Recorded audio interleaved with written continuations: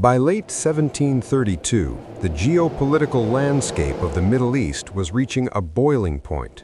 Nader, the brilliant commander-in-chief of the Safavids, had just deposed Shah Tahmasp and established himself as the regent for the infant Abbas III.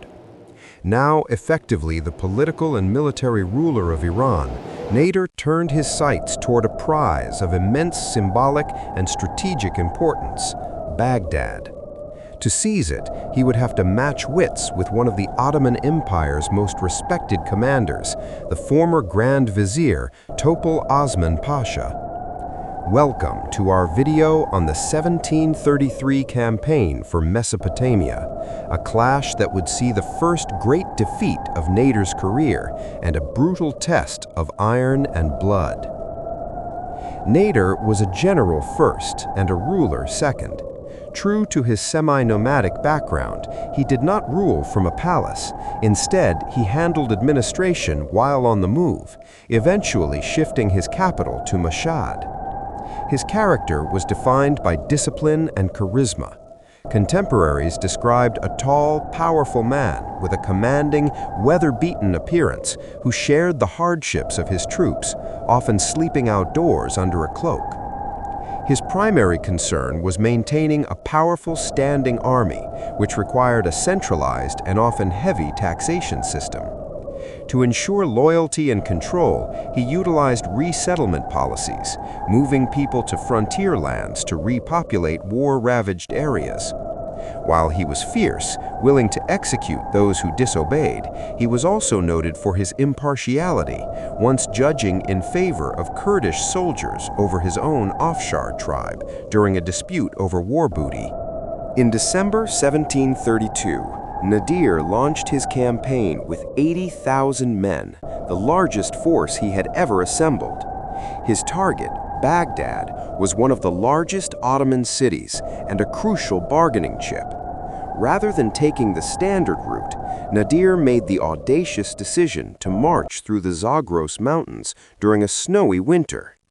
While much of his army struggled, Nader led a vanguard of 600 men to launch a midnight surprise attack on the Ottoman strongpoint at Sarpol-e-Zahab, routing the garrison.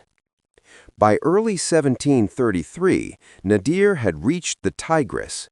To bypass the fortifications of the Ottoman governor, Ahmad Pasha, Nader's engineers constructed a unique pontoon bridge made of long palm trunks resting on inflated animal skins.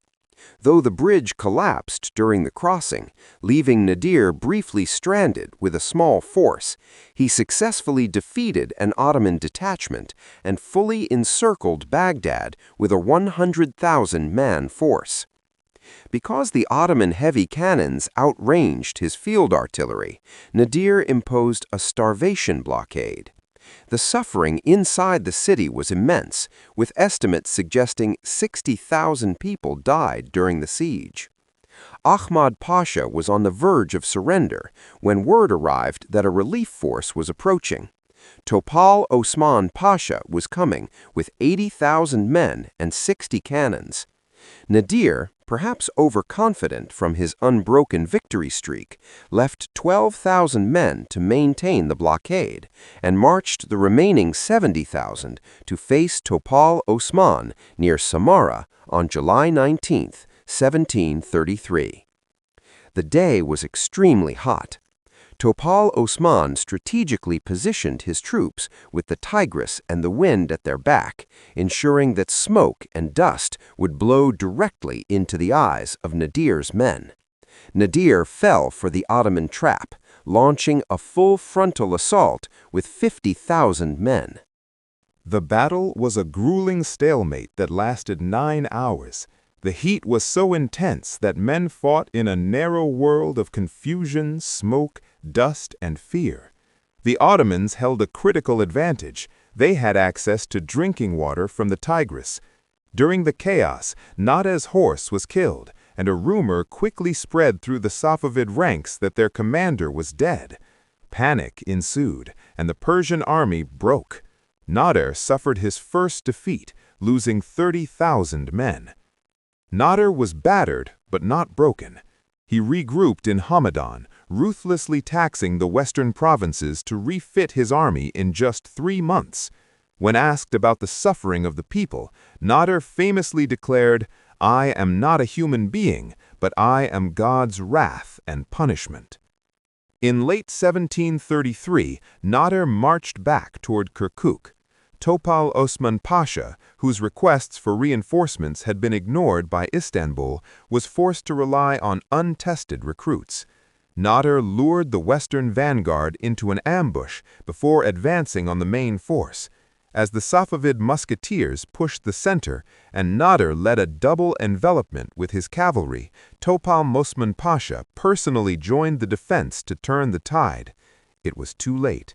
The Ottoman commander was killed by musketeers, and his army fled the field. The victory at Kirkuk forced Ahmad Pasha to agree to a peace deal, returning all Safavid territories captured since 1722. Nader had picked up the pieces of a disaster at Samarra to emerge as the undisputed.